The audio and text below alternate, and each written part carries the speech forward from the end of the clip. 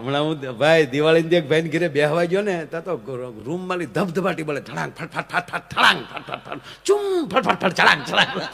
મેં કીધા મારા દીકરા ઘરમાં ફડાક્યા ફોડે હું મેં ઓલાને પૂછ્યું ગરધણી મેં કીધા હું અંદર ધબધબાટ છોકરા અંદર ફોડે મને કે ના ના ગયા વર્ષનું રેકોર્ડિંગ કરી લીધું હતું એટલે આ વખતે ખર્ચો નહીં ને.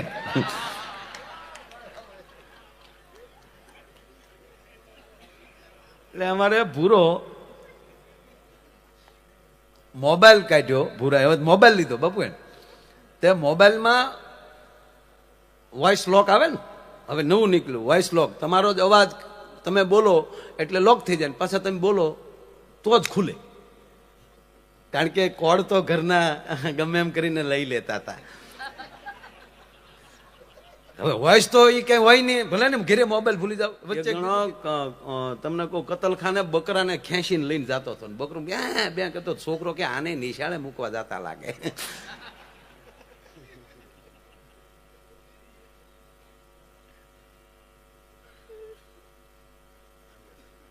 હે ઝીણા ઝીણા ફ્લાઇક્યા ફોડવાનું શું વાત.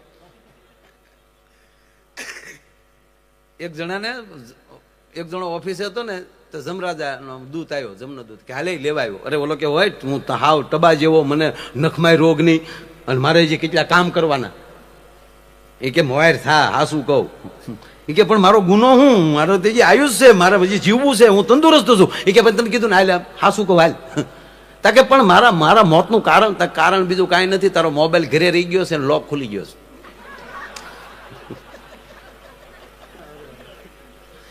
અને ઘરે જઈને મરવું એને કે તમારે હારે હાલ નહીં આપણા. એક જણાને જમરાજા લેવા આવ્યા ને તો હાલે તાકે હું આવું ખરો પણ પાડો હું હાકી.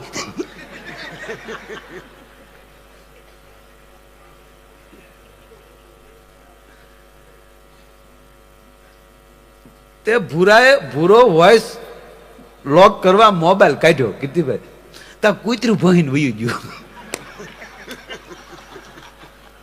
હજી ભૂરો એ કૂતરે ગોતે બોલો લોક ખુલતો નથી.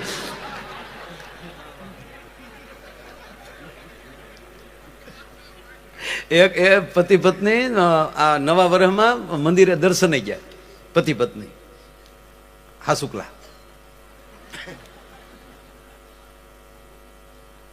પતિ પત્ની દર્શને ગયા ને તે મંદિરેથી રક્ષા પોટલી આપી પૂંજારીએ તો એ પૂંજારીએ રક્ષા પોટલી બેનને આપી ને તો બેન એના પતિને હાથે એ રક્ષા પોટલી દોરો બાંધતા હતા. દોરો બાંધીને જેમ ગાંઠ વાળીને ત્યાં બેને તરત પાછો છોડી નાખ્યો.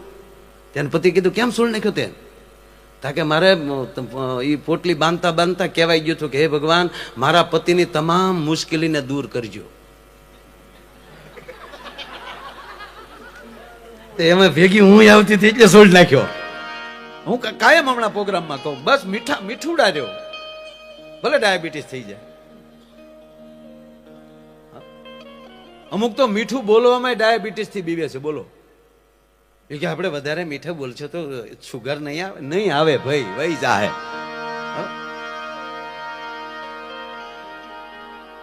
જે મીઠું બોલે જે આપણે હમણાં ગામડાની બોલી છે ફલાણો ભાઈ મીઠુડો અને એટલે કવિયાએ મીઠે વાળો માનવી શબ્દ વાપર્યો છે. જો હારા ઘણા પ્રકારના માણસો હોય દરેક ક્ષેત્રમાં. એક ભાઈ ફૂલ થઈ અને આમ ગાળું બોલતો હતો એટલે મોટી ઉંમરના વડીલ ગામમાં જતા એને કીધું કે અહીંયા આવી તો ફલાણાભાઈ નો દીકરો છે ને હા તો ગામને જાપે ન જાતો કે કેમ તાકે ગામના ઝાડવા જો હે ને તો ભોઠા પડશે. શું કામ તાકે તારા દાદાને આ ઝાડવાએ જોયેલો છે ને એને ભોઠપ લાગશે કે આ ફલાણા ભાઈ નો દીકરો છે.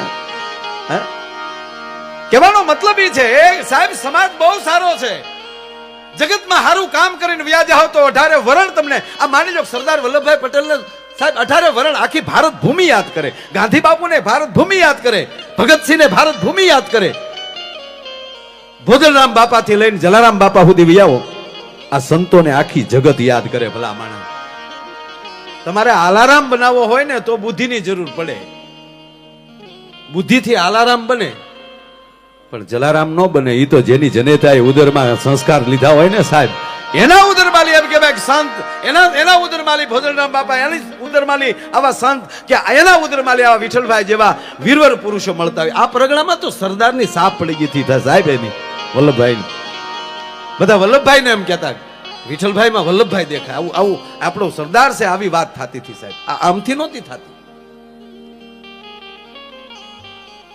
સારા માણસની જરૂર છે. મારી વાત કહેવાનો મતલબ એ છે.